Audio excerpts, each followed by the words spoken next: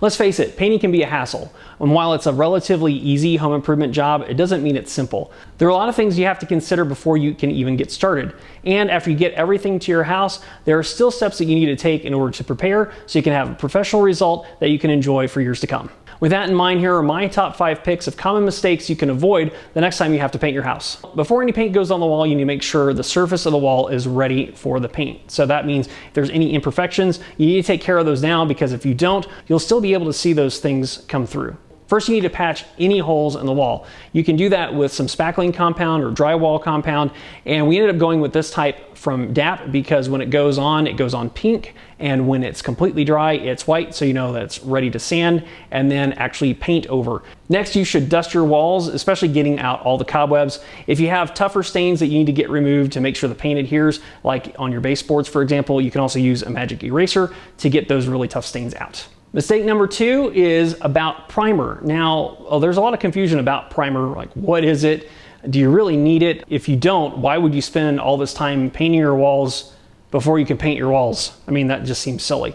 But primer actually serves a really important role when it comes to painting your house. The first thing primer can do is help cover up any stains in your wall. So if you have any kind of a water stain, the primer can actually help seal the wall so that way it doesn't bleed through your new paint so you don't see it. And also, it goes without saying, but if you do have a water stain on your wall, make sure you take care of what caused the water stain first, because if you don't, you're probably not going to be happy with yourself. Another thing primer is good for is to hide dark colors. So if you have a really dark colored wall and you're painting it with a different color, especially a lighter color paint, primer can help block the old color so it doesn't bleed through to the new color and change the looks. Now, the good news is a lot of the higher quality paints come with primer built into them. So that means unless you have a really bad stain that you're covering up or a really dark color that you're covering up, you can get away with just buying a really high quality paint that has primer built into it. So that'll cut down on the amount of time you have to spend while painting your house. Mistake number 3 is using too much paint. Now, we're always tempted to load up our paintbrush or our paint roller with as much paint as possible because in theory, it should cut down on the amount of time we have to paint because we don't have to reload as many times.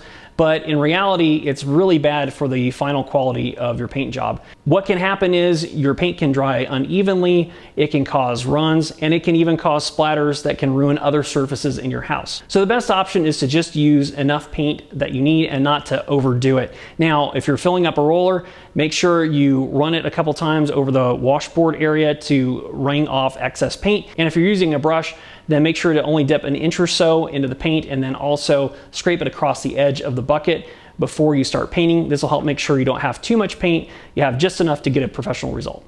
Now, speaking of splatters, mistake number 4 is about not protecting surfaces. Now, you need to take a few extra minutes to make sure you get all the things that you don't want paint on either covered up or moved out of the way. For things that you can move, like furniture, make sure you move them out of the room if possible, or at least as far away from the paint area as you can. This will help minimize the chances of getting paint from either splatters or spills onto your furniture and ruining something. For larger items that you can't move out of the way or to protect surfaces like flooring or stairs, I recommend going with an actual drop cloth. Now, you can either pick up canvas-based drop cloths or plastic-based drop cloths from your local hardware store. And if you don't have those available, you can use an old sheet or some newspapers. But honestly, I would actually go and get some actual drop cloths, because if you have a mess on your hands, if you make a mistake, you will be glad that you have those things in place. Otherwise, you might have a really big project on your hands.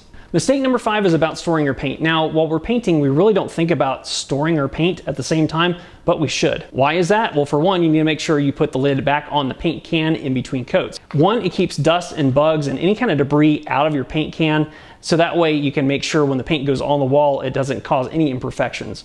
Also, if you leave the paint lid off of the can, it can dry out pretty fast, especially if you're using a fan. It can dry out a lot faster than you would think. So putting the paint lid back on the can in between use is a really good idea and a great tip in order to help you get those professional results that you're looking for. Now, when it comes to actually storing your paint, make sure you choose a location that's climate controlled. And this is a good rule for any new jobs that you might have coming up, as well as paint that you're gonna save for any scuffs that you might get on your walls over time after you're done painting. And the reason why you wanna choose a climate controlled space is because if your paint gets really cold or too hot, it can ruin it. In our case, our paint was stored in the garage.